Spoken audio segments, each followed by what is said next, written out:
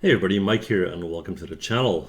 Well, you saw the title of this video and I can tell you right away that this is probably going to be one of the most difficult videos for me to make ever.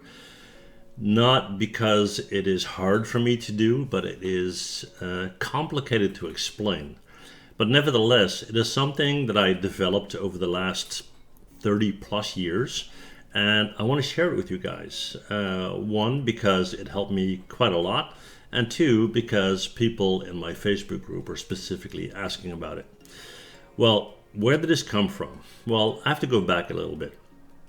About a year ago, I decided to take a break from making content on my YouTube channel.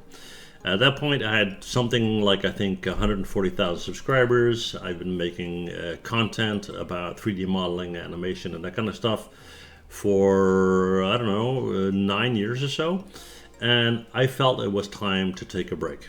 Now, 1 year later, I started making content again, and people started asking me, well, what did you do, right? You've been gone for a year. And I said, well, here's a list of things that I've been doing. And apparently people thought that the list was quite long, and they were like, how did you do that? How did you do all those things in a year while still staying focused and being efficient at it, being productive at it, and making it work? And I got the question, can you explain your work morale? And funny enough, I was like, work morale? What do you mean? So I started thinking about this, and that's why I decided to make this video, so I can explain. Now, before we move further, I ask one thing of you, and please promise me, right? If you are not planning on watching this entire video, then please don't watch it at all, right? Just stop right here. I don't want you to get half of the information where you have the idea that the message didn't come across.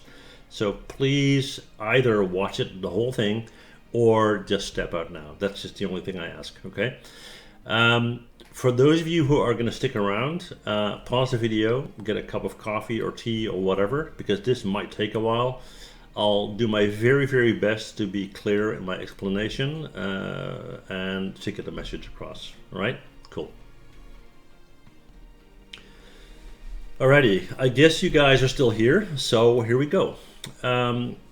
If you want to be hyper efficient and hyper productive and so forth, it all starts with one thing: knowing what to focus on, right? I mean, a lot of people have very busy lives nowadays. They're doing 1,001 things, and they have to spread their time, energy, money on all these different things, right? Which makes sense. So it's very hard to put all your eggs in one basket and to be super motivated and efficient and productive in one specific area. Well, it seems that way, but in fact it isn't. And it all boils down to basically what your core desire is. Now, this is not going to be a tree hugger video. We're not going to be talking about unicorns and rainbows and all that kind of stuff. I'm talking about the real deal here, right? The thing is this. I worked for international companies for 25 plus years as a senior consultant, as a director consultant, and been talking to CEOs and whatnot. These people are highly educated, make tons of money, and you would think they know what they're talking about, right? Well, when it comes to that core value or that core goal, it turns out they very often are not. And it led me to believe that most people are not.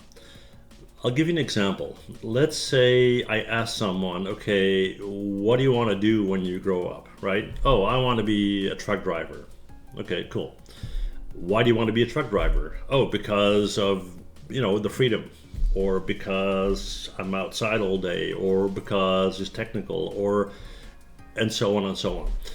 The thing is, 9 out of 10 times, or I would say 99.99% of the time, it's not the case. And I'll give you another example. Let's say somebody says, I want to work in retail. Well, what does that mean? Do you want to sell stuff? Well, people work in retail where they never see a customer. They might be, back in the warehouse storing or packing shoes or whatever. It can be anything, right? And even the people that are selling, what part of that process do you enjoy? The product, the fact that you get new products in, the fact that you're dealing with people, the fact that you make a lot of money, what? So what I like to call this is the why game, right? I make content for 3D artists. I'll ask a 3D artist, okay, what do you want to do? Okay, I want to be a 3D artist. Okay, why? Well, because I love games. Why? Because they're fun. Why? So you see what I'm getting at, right? If you can find the core reason why something makes you happy, then you have something to focus on, and that will make it very, very easy to link everything else in your life to that thing. Now, I'll give you an example of what happened in my life, because maybe you can relate, okay? Now, my core thing in basically everything that I do on a daily basis, from when I get out of bed until when I go to sleep, is the topic of self-reliance. Self-reliance makes me happy, right? If I know things, I understand things. And if I understand things, I can learn the skill set to do things. So everything that I do is basically related to self-reliance. Now, if you look at the list of things that I've been doing the last year, each and everything in that list is related to self-reliance. Everything, right? Now, if everything is related to that self-reliance idea, then it's very easy to be hyper-focused, because everything has the end result of being more self-reliant. Now, again, sounds easy, but how long did it take me to find that out? Decades, right? I thought at one point in my life, I need to climb the corporate ladder, right? I need to be a director or senior director or CEO. That's my goal in life. Or, for example, when I was 20, I had a goal saying, well, I want to make $100,000 when I'm 30, right? And this is like a long time ago. I thought that was a goal to achieve because my motivation was external. People were telling me, oh man, that guy makes 100K, or that guy has a brand new Audi or whatever. And I thought, okay, apparently that's the thing to do, right? You need to buy a big house, you need to have a big car, you need to have all these things, because then, according to the world, you are successful. Regardless of what I felt inside, which was that it completely sucked, right? And I used that knowledge, that business knowledge that I had, to kind of analyze my life, my thoughts about work, about what makes me happy, and so forth. And that gave me that system, if you will. Okay? Now, let's look at it this way. We're going to look at you as a company. Let's say your name is Jim or Linda, then it's Jim Incorporated or Linda Incorporated, right? So we're talking about you and everything around you and everything that interests you. I'll give you another example. Let's say Linda wants to make muffins and sell them in her own muffin shop. Great. Okay.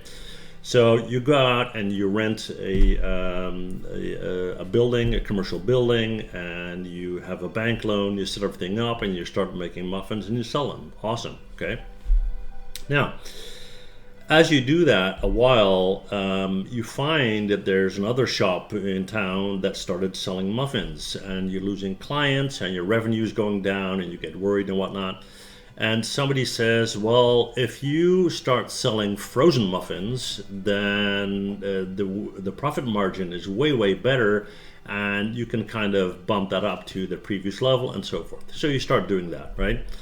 You do that to a point where you even stop selling the homemade muffins because the other ones are way more profitable. And then people tell you, well, what you need to do is you need to start a franchise. If you open up a second muffin shop and a third and so forth, you'll make a lot more money. You'll be less vulnerable, towards competition and that kind of thing. So you do all that stuff, and then 5 years down the line, 10 years down the line, you feel, well, why is it that I hate my job and I it sucks?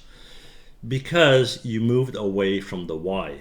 The why is you love working with ingredients. You love cooking or baking. You love to see how people respond when they buy one of the muffins and they think it's delicious and it smells great and all that kind of stuff. So you moved away from the craft of baking. You moved away from the personal experience with that client for all sorts of reasons that have nothing to do with your core value, right? Which is that you want to do what you wanted to do. Now, how does this help you forward? Well, let's say you write this down on a piece of paper and you make this kind of pyramid, okay?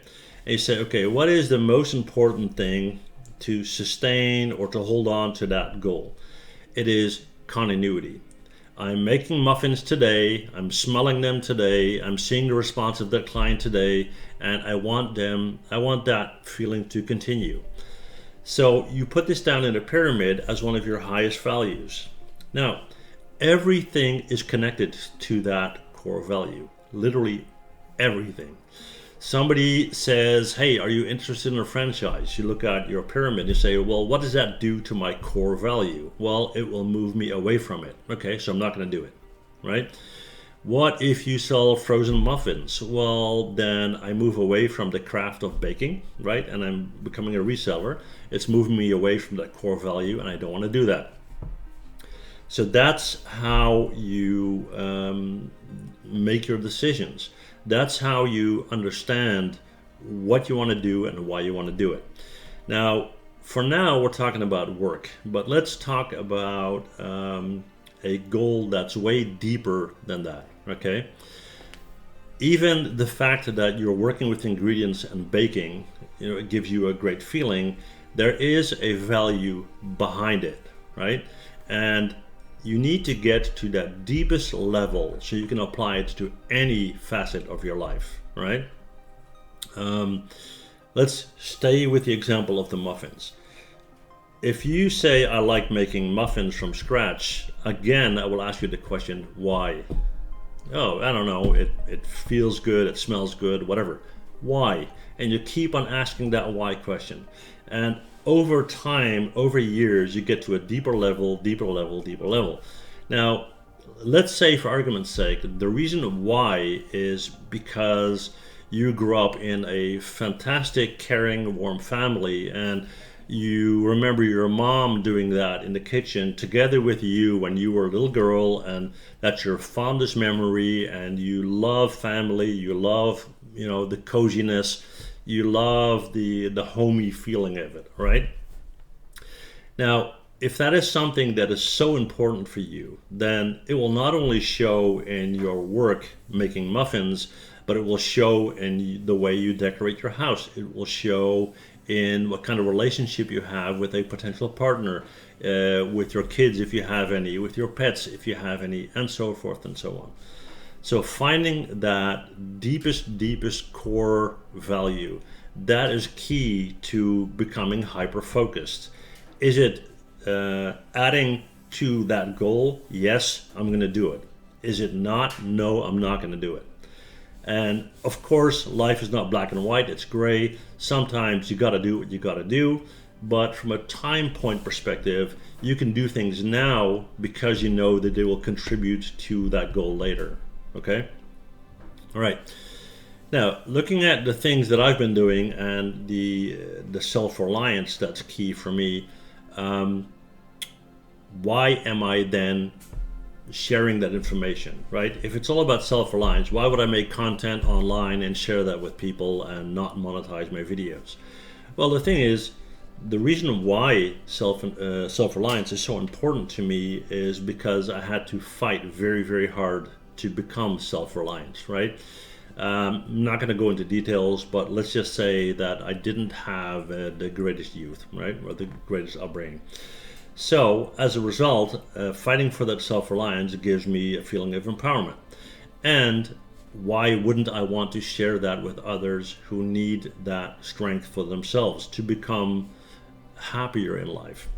I know that people always say, yeah, money isn't important, happiness is. Again, it's not a black and white world. If you don't have any money at all, you won't be really happy, but never replace happiness with money. Trust me. I mean, I've been there. I had jobs in the past where I made a ridiculous amount of money, wasn't happy at all. Okay, so let's go back to that pyramid again. So if you need to make a decision on whether you're going to sell your house, whether you're going to rent an apartment, whether you're going to buy a car, whether you're going to join a sports club, any decision in life, right? If you have that pyramid structured and you take it to the next level and next level, you will see, will this contribute to my ultimate focus, my ultimate goal, or not? And if you look at it that way, hyper focus is super easy if it is something that you want in your heart and in your core, right? I mean, why wouldn't you? It's the ultimate thing that makes you happy. So yeah, in short, that's what I want to share with you guys. And I understand that this is very hard to comprehend. Well, maybe not. I don't know. It's very hard to explain. Let me say that. So whether you are working in the 3D industry or in any other industry, I really want to ask you to leave a comment below and tell me what you think, whether this resonates with you or not, whether I was able to explain it okay or not, okay? This video really came from my heart, to be honest. It's not the typical video that I do, so I hope you enjoyed it, okay? Yeah, let me know in the comments what you think, guys, and hopefully it helps. And if it even helps just one of you, then this is a successful video, okay? Thank you guys for watching all the way to the end. If you enjoyed the video, you know what to do, and I'll see you guys in the next one. Bye.